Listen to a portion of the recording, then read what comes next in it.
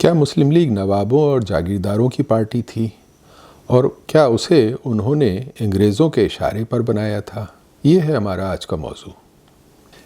اس سوال کو ہم نے آج کی نشست کا موضوع اس لیے نہیں بنایا ہے کہ یہ کوئی اکیڈمک اہمیت کا سوال ہے۔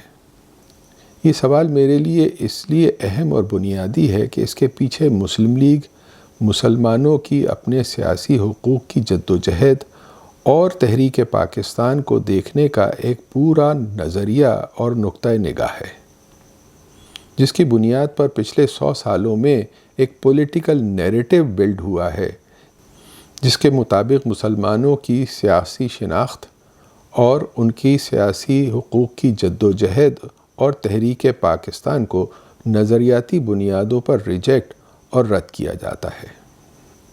اس سوال کا صحیح جواب ہمیں مسلم لیگ اور مسلمانوں کے حقوق کی سیاسی جدوجہد اور تحریک پاکستان کو اس کے صحیح تاریخی پس منظر میں سمجھنے میں مدد دے سکتا ہے۔ یہ نظریہ کہ مسلم لیگ دراصل نوابوں اور جاگیرداروں کی پارٹی تھی اور اسے انہوں نے انگریزوں کے اشارے پر بنایا تھا، ہندوستان اور پاکستان کے دانشوروں اور صحافیوں کے ایک مخصوص حلقے میں بہت عام اور مقبول خیال ہے۔ یقین مانیں مجھے بھی اپنی زندگی کے ایک بڑے حصے میں اسی خیال اور نظریے پر مکمل یقین تھا، اور میرا خیال ہے کہ میرے اکثر دوست آج بھی ایسا ہی سمجھتے ہیں۔ میرے خیال میں دنیا میں کسی نئی بات کو لرن کرنا اتنا مشکل کام نہیں ہے جتنا کسی غلط سیکھی ہوئی بات کو ان لرن کرنا مشکل ہے۔ یہ بات میں خود اپنی زندگی کے پچھلے 30 سالوں میں اس تجربے سے گزر کر کہہ رہا ہوں۔ مسلم لیگ اور مسلمانوں کی اس تحریک کے بارے میں اس نظریے اور اس رویے کی جڑیں بہت پرانی ہیں۔ یہ تقریباً 100 سال پرانی کہانی ہے۔ اس دوران اس بات کو کچھ انفلوئنشل حلقوں کی طرف سے اتنی بار دہرایا گیا ہے، اتنی کتابیں اور مضامین لکھے گئے ہیں کہ یہ بات اب اکثر لوگوں کے ذہنوں میں اس طرح جم چکی ہے کہ وہ اس کے علاوہ اور کچھ سوچ ہی نہیں پاتے ہیں۔ آئیے سب سے پہلے دیکھتے ہیں کہ اس بارے میں جناب جواہر لال نہرو کیا کہتے تھے۔ Well, now you and Mr. Gandhi and Mr. Jinnah, you were all involved at that point, or before the point of independence and then partition, in the fight for independence of India from British domination. Mr. Jinnah was not involved in the fight for independence at all. In fact, he opposed it. The Muslim League was started about 1911, I think. It was started really by the British, encouraged by them so as to create factions in our ranks. They did succeed to some extent. And ultimately, there came the partition. Now, had you and Mr. Gandhi been in favor of that? Mr. Gandhi was not in favor of it right to the end. Even when it came, he was not in favor of it. I was not in favor of it either. But ultimately, I decided, like others did, many others, that it is better to have partition than this constant trouble. And you see, the leaders of the Muslim League were big landlords and the like, who did not like land reform. We were very anxious to have land reform, which we did have afterwards. And that was one reason that we agreed to partition, because we thought that if they remained with us, apart from this trouble continuing, they would oppose our measures, many of our measures, and we said it's better to have a part of India and go ahead with our program of reforms, etc., than to be tied up with those leaders who would come in the way of these reforms. اب ہم London میں British ایرسٹوکریسی کے hero school اور Trinity college Cambridge کے تعلیم یافتہ اور the discovery of India جیسی کتاب کے مصنف جناب جواہر لال نہرو کے ان ارشادات کے بارے میں کیا کہہ سکتے ہیں؟ لیکن بہرحال ان کے تمام احترام کے باوجود ہم اپنی سچ کی تلاش اور حقیقت کی جستجو کو جاری رکھتے ہیں۔ اس میں واقعی کوئی شک نہیں ہے کہ مسلم لیگ اور مسلمانوں کی تحریک کی ابتدائی تاریخ میں بہت سارے نوابوں کے نام آتے ہیں۔ ہم نے بھی اپنی پچھلی ویڈیوز میں ایسے کئی نوابوں کے نام لیے ہیں، مثلاً نواب محسن الملک، نواب وقار الملک، نواب عماد الملک، نواب سلیم اللہ آف ڈھاکہ، اور اس کے بعد درمیانی دور میں نواب زادہ لیاقت علی خان، نواب محمد اسماعیل، راجہ صاحب محمود آباد وغیرہ کے نام آتے ہیں۔ اور اس کے بعد پاکستان بننے سے کچھ عرصہ پہلے اور فوراً بعد نواب افتخار ممدوٹ، نواب قزلباش اور ان کے ساتھ نون، ٹیوانہ، قریشی، گردیزی، دولتانہ اور لغاری کے نام آتے ہیں۔ ان سب ناموں کو دیکھ کر اس خیال پر شبہ کرنے کی کوئی وجہ سمجھ میں نہیں آتی کہ شاید مسلم لیگ واقعی نوابوں اور جاگیرداروں کی پارٹی تھی۔ یہاں میں اس بات کی وضاحت کر دوں کہ ہمارا مقصد یہ نہیں ہے کہ جاگیرداروں، نوابوں اور زمینداروں کے وجود سے ہی انکار کر دیں، بلکہ ہمارا مقصد یہ ہے کہ ہم یہ دیکھیں کہ کیا شروع دن سے مسلم لیگ کو بنانے اور چلانے والے اور اس میں فیصلہ کن کردار ادا کرنے والے یہ نواب، زمیندار اور بڑے جاگیردار تھے۔ اس بات کی ابتدا ایک بار پھر 1906 میں وائسرائے انڈیا سے شملہ میں ملنے والے مسلمانوں کے وفد تک جاتی ہے، جس کا ذکر ہم اپنی پچھلی ویڈیوز میں تفصیل کے ساتھ کر چکے ہیں۔ اس وفد میں کل 35 سرکردہ مسلمان شریک ہوئے تھے، جن میں کئی نواب، جاگیردار، زمیندار اور انگریزوں کے خطاب یافتہ لوگ شامل تھے، اور اس میں سے کئی لوگ دسمبر 1906 میں ڈھاکہ میں ہونے والی مسلم لیگ کی فاؤنڈنگ میٹنگ میں بھی شریک ہوئے تھے، اور اس بات پر یہ افسانہ بنایا گیا کہ مسلم لیگ نوابوں اور جاگیرداروں کی پارٹی تھی۔ ہم نے اپنی پہلی ویڈیو میں اس پر تفصیل سے بات کی تھی کہ اس وفد کو بنانے والے دو اہم لوگ نواب محسن الملک اور نواب وقار الملک تھے، جنہوں نے کن حالات اور کس پس منظر میں وائسرائے سے مسلمانوں کے وفد کی ملاقات کی اجازت لی تھی۔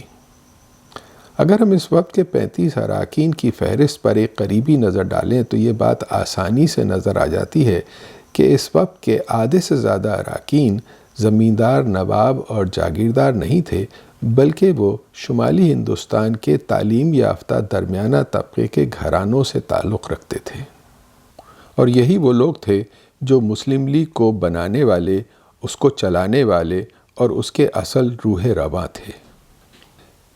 ان تعلیم یافتہ درمیانہ طبقے کے نمائندوں کے علاوہ جو لوگ اس وفد میں شریک ہوئے تھے، مثلاً عمر حیات خان ٹیوانہ، رئیس شاہپور، اللہ داد شاہ، رئیس خیرپور، نواب سرفراز حسین، رئیس پٹنہ، احتشام علی، رئیس کاکوری، حبیب الرحمن خان، رئیس بھیکم پور، اور مشتاق حسین، رئیس امروہہ وغیرہ، ان لوگوں نے اس وقت میں شریک ہونے اور وائسرائے کو ایک مرتبہ اپنی صورت دکھانے کے علاوہ نہ تو اس وقت کے بنانے، نہ اس کے میمورنڈم لکھنے اور نہ ہی اس کی اجازت لینے کے لیے کوئی کام کیا تھا، اور نہ اس کے بعد کبھی مسلم لیگ کے کسی اجلاس میں شریک ہوئے تھے۔ ویسے بھی 1857 کی جنگ آزادی کی ناکامی کے بعد شمالی ہندوستان پر جو انگریزوں کے انتقام کا قہر نازل ہوا تھا، اس میں ان کی چند وفادار ریاستوں جیسے رامپور وغیرہ کو چھوڑ کر باقی دلی، آگرہ اور اودھ کے نوابوں اور جاگیرداروں کو معزول کر کے ان کی جاگیریں ضبط کر لی گئی تھیں، اور ان علاقوں میں پنجاب اور سندھ کے برعکس لگان اور محصول کے ڈٹرمن کرنے اور اس کو وصول کرنے کا پورا طریقہ کار ایک مختلف رعیت واری نظام میں پرانے جاگیرداروں اور زمینداروں سے لے کر براہ راست انگریز کلیکٹروں اور ان کے ماتحت تحصیلداروں کو سپرد کر دیا گیا تھا۔ یو پی اور اودھ کے یہ سابقہ نواب راجے، تعلقہ دار اور زمیندار اب برائے نام نواب رہ گئے تھے۔ ان کی آمدنی گھٹ رہی تھی۔ 20ویں صدی کے آغاز تک جب نئی اور جدید سیاست کا آغاز ہوا، اس وقت تک یہ سابقہ نواب اور جاگیردار پولیٹیکل پاور اور اکنامک انفلوئنس سے محروم ہو کر اپنی پرانی اور شکستہ رنگ اڑتی ہوئی حویلیوں میں بیٹھ کر اپنی سابقہ شان و شوکت کی یاد میں سرد آہیں بھرا کرتے تھے۔ اب قرضوں میں ڈوبتے ہوئے یو پی اور اودھ کے ان خستہ حال نوابوں اور تعلقہ داروں کا، جو کہ اب اپنی گھٹتی ہوئی جائیداد اور فیملی سلور فروخت کر کے اپنی پرانی شان و شوکت برقرار رکھنے کی کوششوں میں مصروف تھے، بہت عمدہ حال اس دور کے اردو ادب جیسے قرۃ العین حیدر کے ناولوں میں مل جاتا ہے۔ ان لوگوں کے برعکس جن لوگوں نے مسلم لیگ کی داغ بیل ڈالی اور جو اس کو چلانے والے لوگ تھے، وہ تمام شمالی ہندوستان کے تعلیم یافتہ درمیانہ طبقے سے تعلق رکھتے تھے۔ یہ وہ لوگ تھے جن کی معاش کا اب سارا انحصار ملازمتوں یا صحافت اور وکالت جیسے آزاد پیشوں کو اختیار کرنے میں تھا۔ ان میں سے اکثر لوگوں نے نچلے درجے کی ملازمتوں سے اپنی زندگی کا آغاز کیا اور اپنی لیاقت اور صلاحیتوں سے بتدریج اوپری سطح پر پہنچ کر سماجی رتبہ اور عزت حاصل کی۔ ان میں سے ایک سید مہدی علی تھے، جو یو پی کے ایک چھوٹے سے شہر اٹاوہ سے تعلق رکھتے تھے، اور دوسرے مشتاق احمد زبیری تھے، جن کا تعلق میرٹھ کے گھرانے سے تھا۔ ان دونوں نے نچلے درجے کی نائب تحصیلدار کی ملازمتوں سے اپنی زندگی کا آغاز کیا اور بتدریج اوپری سطحوں تک پہنچے۔ ان دونوں کو اپنی لیاقت اور صلاحیت کی شہرت کی وجہ سے انگریز سرکار کی نوکری کے بعد مسلمانوں کی ایک بڑی ریاست حیدرآباد میں اعلیٰ سطح کی ملازمت ملی۔ ریاست حیدرآباد کی ملازمت میں اپنی خدمات کے عوض نظام حیدرآباد کے رواج کے مطابق سید مہدی علی کو نواب محسن الملک کا اعزازی خطاب ملا۔ اسی طرح مشتاق احمد زبیری کو نواب وقار الملک کا اعزازی خطاب ملا۔ یہ دونوں خطاب اعزازی تھے اور یہ کسی جاگیر کے نواب نہیں تھے۔ سید مہدی علی اور مشتاق احمد زبیری مسلم لیگ کے بنانے والوں میں سے تھے۔ دسمبر 1906 میں ڈھاکہ میں مسلم لیگ کے پہلے اجلاس میں ان دونوں کو مشترکہ طور پر جوائنٹ سیکرٹری کے طور پر منتخب کیا گیا اور اس بات کا اختیار دیا گیا کہ وہ مسلم لیگ کا منشور اور دستور لکھیں اور اس کے اگلے اجلاس میں اس کی منظوری حاصل کریں۔ ان کے ساتھ مسلم لیگ کے دوسرے دو اہم رہنما کلکتہ کے سید امیر علی اور سید حسین بلگرامی تھے۔ سید حسین بلگرامی کو بھی نظام حیدرآباد کی طرف سے نواب عماد الملک کا اعزازی خطاب ملا تھا۔ یہ دونوں بھی سابقہ سرکاری ملازم تھے۔ مسلمانوں کے اس وفد کی سربراہی سر آغا خان کو سونپی گئی تھی، جو اس وقت انگریزوں کے بہت قریب سمجھے جاتے تھے۔ ان دنوں انگریز حکمران 10,000 روپے ماہانہ کی سرکاری پینشن پانے والے آغا خان کو لبرل ہندوستانیوں کے ایک رہنما کے طور پر آگے بڑھانے کی کوششوں میں مصروف تھے۔ لیکن آغا خان جیسے شخص کے لیے ایک سیاسی پارٹی بنانا اور اس کے لیے تنظیمی کام کرنا ان کے بس کا کام نہیں تھا۔ شملہ میں اس وفد کی وائسرائے سے ملاقات ہونے کے بعد آغا خان دسمبر 1906 میں ڈھاکہ میں ہونے والی مسلم لیگ کی فاؤنڈنگ میٹنگ میں بھی شریک نہیں ہوئے تھے، حالانکہ مسلم لیگ کے پہلے صدر کی حیثیت سے ان کا نام بھی نامزد کیا گیا تھا۔ کچھ عرصے تک مسلم لیگ کے ساتھ برائے نام وابستہ رہنے کے بعد آغا خان مسلم لیگ سے آہستہ آہستہ دور ہوتے چلے گئے۔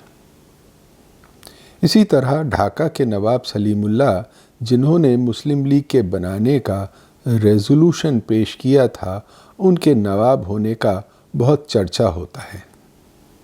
نواب سلیم اللہ ایک غیر بنگالی کشمیری اوریجن خاندان سے تعلق رکھتے تھے، جن کے اجداد نے جنگ پلاسی کے بعد 1760 کی دہائی میں ایسٹ انڈیا کمپنی کی عملداری قائم ہونے کے بعد بنگال میں تجارت میں پیسہ کمایا تھا اور وہیں بس گئے تھے۔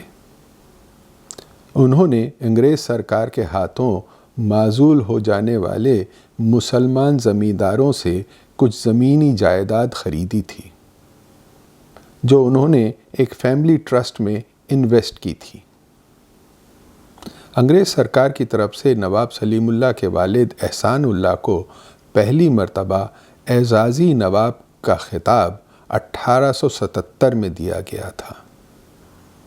دسمبر 1906 میں اپنے گھر احسان منزل میں ہونے والی مسلم لیگ کی پہلی میٹنگ میں میزبان کی حیثیت سے مسلم لیگ کے بنانے کے ریزولوشن کو پیش کرنے کا شرف حاصل کرنے کے بعد نواب سلیم اللہ مسلم لیگ کی کسی میٹنگ اور کارروائیوں میں نظر نہیں آتے۔ مسلمانوں کے وفد اور مسلم لیگ کو بنانے اور چلانے والوں پر نواب سلیم اللہ کا بس اتنا ہی اثر و رسوخ تھا کہ جب صرف چند ماہ پہلے شملہ میں وائسرائے کو پیش کیے جانے والے میمورنڈم میں انہوں نے یہ مطالبہ کیا کہ بنگال کی تقسیم کو منسوخ نہ کرنے کی ضمانت کا مطالبہ شامل کیا جائے، تو اس کو اس وقت کے سرکردہ مسلمان رہنماؤں نے قبول نہیں کیا اور اس بات پر ناراض ہو کر نواب سلیم اللہ اس وفد میں شملہ میں شریک نہیں ہوئے۔ ڈھاکہ کے اس خستہ حال نواب کا یہ حال تھا کہ مسلم لیگ کے اجلاس کے صرف ایک سال بعد 1907 میں قرضوں میں ڈوب جانے کی وجہ سے نواب سلیم اللہ کے خاندانی ٹرسٹ کی جائیداد کورٹ آف وارڈز کے حوالے کر دی گئی، اور ان کے 1915 میں انتقال کے بعد نواب سلیم اللہ کے بیٹے خواجہ حبیب اللہ نے مسلم لیگ سے علیحدگی اختیار کر لی۔ ڈھاکہ میں مسلم لیگ کی پہلی میٹنگ میں شامل ہونے والے دوسرے مسلمان رہنماؤں میں دہلی سے حکیم اجمل خان اور مولانا محمد علی جوہر، باغبان پورہ لاہور سے محمد شفیع اور جسٹس شاہدین، اور پنجاب سے مولانا ظفر علی خان، بہار سے مظہر الحق اور سید علی امام، بارہ بنکی سے نوشاد علی خان جو اردو کے نامور اسکالر اور شکاگو یونیورسٹی کے پروفیسر سی ایم نعیم کے پرتایا تھے، کلکتہ بنگال سے اے کے فضل الحق اور مولانا ابوالکلام آزاد شامل تھے۔ ان میں سے کوئی بھی بڑے زمیندار اور جاگیردار خاندان سے تعلق نہیں رکھتا تھا۔ یہ سب یو پی، بہار، بنگال اور پنجاب کے درمیانہ اور بالائی طبقوں سے تعلق رکھنے والے نوجوان صحافی اور وکیل تھے جو قومی جذبے سے سرشار اور مسلمانوں میں بیداری پیدا کرنے کے لیے بے چین تھے۔ ان میں سے کوئی بھی کسی ایسے طبقے سے تعلق نہیں رکھتا تھا جس کا کانگریس سے کوئی طبقاتی تضاد ہو،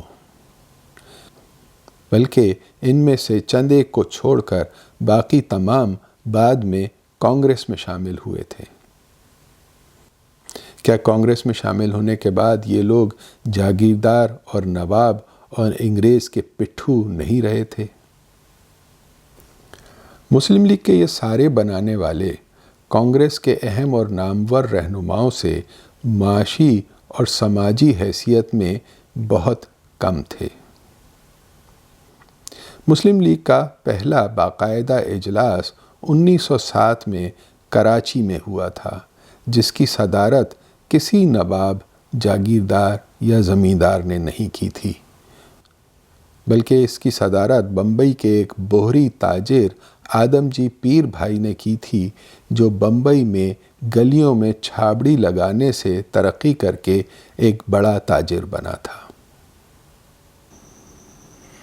یہ تمام مسلمان تعلیم یافتہ درمیانہ طبقے کے وہ لوگ تھے جنہیں گوپال کرشن گوکھلے جیسے چند ہندو رہنماؤں کے علاوہ اس وقت کی کانگریس کی قیادت نے اپنے برابر اور اپنے ساتھ شریک کرنے کے قابل نہیں سمجھا تھا، اور انہوں نے تنگ آمد بجنگ آمد کے مطابق اپنی علیحدہ پارٹی بنا لی تھی۔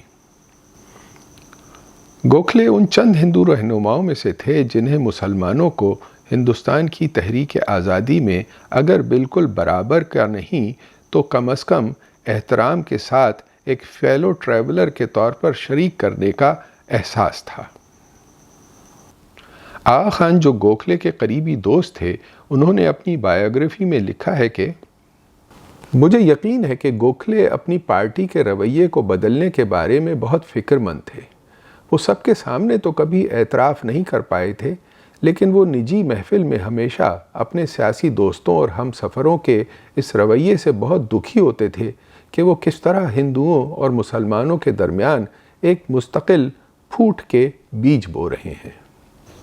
تو یہاں اب سوال یہ پیدا ہوتا ہے کہ اگر شملہ میں جانے والے وفد کا انیشیٹو لینے والوں اور اس کے بعد مسلم لیگ بنانے والوں کا کلاس اوریجن وہ ہے جس کا ہم نے جائزہ لیا ہے، تو پھر مسلم لیگ کے انگریزوں کے اشارے پر بننے کا افسانہ کب اور کیسے شروع ہوا؟ اس بات کا اور مسلم لیگ میں جناح کے شامل ہونے کے بعد 1948 تک نوابوں اور جاگیرداروں کے کردار جس کے بارے میں بہت بات کی جاتی ہے، ہم اپنی اگلی نشست میں گفتگو کریں گے۔